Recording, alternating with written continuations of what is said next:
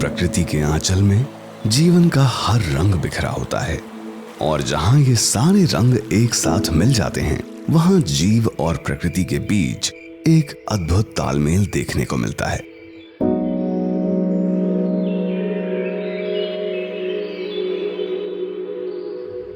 Pawalgarh conservation reserve ने जीव और प्रकृति के इसी अनोखे रिश्ते को अपने आंगन में सहेज कर रखा है। दाबका और बौर नदियों के किनारे साल के खूबसूरत जंगल और शिवालिक पर्वत श्रृंखला ने पवलगढ़ रिजर्व को अपने आगोश में समेटा हुआ है। ये विभिन्न प्रकार की वनस्पतियों और वन्य जीवों की आश्रय स्थली है, जहां वन्य जीव और वन दोनों सुरक्षित और संरक्षित हैं।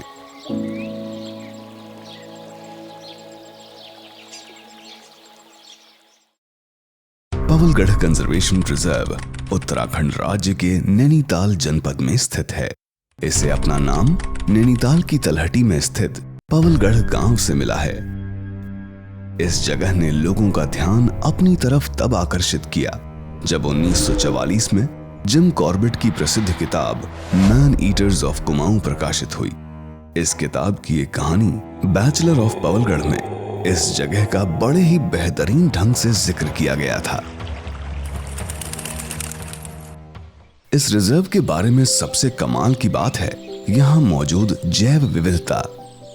पेड़ों की 137, झाड़ियों की 58, क्लाइंबर्स की 27, जड़ी बूटियों की 52, घास और बांस की लगभग 71 प्रजातियां यहाँ पाई जाती हैं। तितलियों की अनगिनत प्रजातियां यहाँ अपने रंग बिखेरती हैं। स्तनधारी जीवों की 32 और पक्षियों की 365 प्रजातियां इस रिजर्व में स्वच्छंद विचरण करती हैं। इस क्षेत्र में जैव विविधता का एक प्रमुख कारण यहाँ मौजूद भरपूर पानी के स्रोत और दूर दूर तक फैले ग्रासलैंड हैं, जो वन्य जीवों के आहार और विहार दोनों ही दृष्टि से अनुकूल हैं। पक्षियों की विभिन्न प्रजातियों के कारण पवलगढ़ रिजर्व बर्ड वॉचिंग के लिए वर्ल्ड मैप पर अपनी एक खास जगह रखता है। प्राकृतिक सौंदर्य से भरपूर ये जगह प्रकृति प्रेमियों के लिए एक विशेष महत्व रखती है। यहाँ आने वाले पर्यटकों के लिए एक सफारी जोन बनाया गया है, जिसका प्रवेश द्वार टेढ़ा एवं पवलगढ़ में है।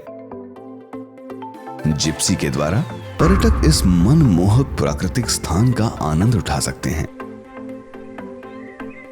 पर्यटकों के आवागमन से इस रिजर्व के आसपास के क्षेत्रों में रोजगार के नए अवसर सृजित हुए हैं, जिसकी वजह से न केवल स्थानीय लोगों को रोजगार प्राप्त हुआ है, बल्कि उत्तराखंड सरकार को पर्यटन से प्राप्त होने वाली आय में भी वृद्धि हुई है। सीतावनी इलाके में स्थित माता सीता का मंदिर इस जगह के प्रमुख आकर्षणों में से एक है।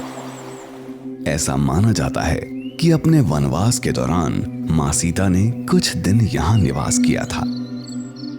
सीतावनी से लगभग 9 किलोमीटर दूरी पर स्थित है हाथी गलियार।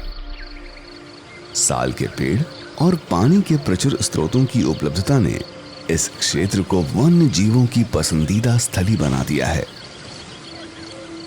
सीतावनी और पवलगढ़ में ब्रिटिश काल की अनूठी स्थापत्य शैली में बने विश्राम गृह भी इस रिजर्व की शोभा बढ़ाते हैं।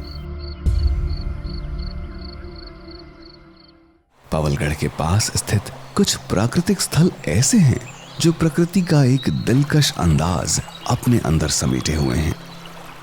इन प्राकृतिक स्थलों की सुंदरता देखकर कोई भी मंत्रमुग्ध हुए बिना नहीं रह सकता।